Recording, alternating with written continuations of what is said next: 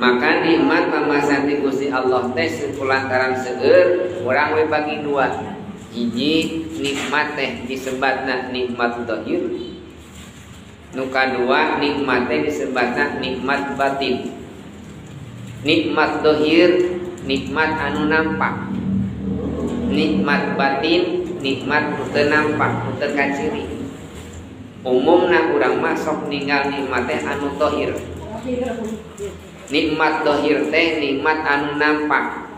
Nikmat nu kaciri nikmat lahir. Nikmat lahir teh seueur pisan.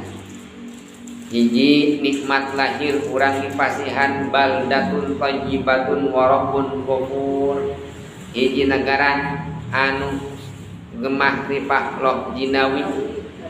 Sagala aya di Indonesia mah sagala jadi di batur mah cantang tu jadi di urang mah sagala jadi nancepkeun tongkat oge jadi gitu di batur mah cantang tu jadi ku subur-suburna negara urang eta teh nikmat pamasan ti Gusti Allah. Urang dipasihan baldatun thayyibatun wa rabbun ghafur disematkeun wattini wa zaituni wa turisinin wa hadal baladil amin. Tah baladil amin teh negara anu aman. Mana negara anu aman teh? Urang negara Indonesia teh baladil amin. Non buktina negara anu aman bebas. Rek ngaji urang teu dilarang. Ibu rek ngiringan pangaosan senenan jig niluan salasaan ngiring jeboan mangga rek kemisan jug kan itu rek jumaahan mangga rek sabtuan rek ahadan rek jihad rek jimat rek jibo rek jitu mangga teu diulahkeun.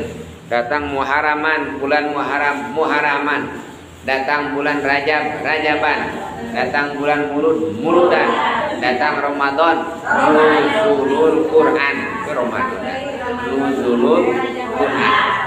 Tah eta teh diperingati eueuh nu nyare di batur mah eta teh teu tangkos cantang tu bebas.